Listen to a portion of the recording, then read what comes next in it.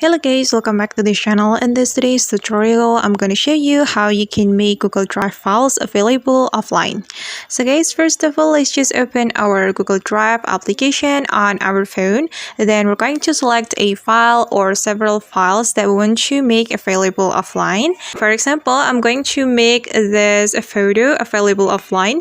So we can just tap on this three dots button on the photo.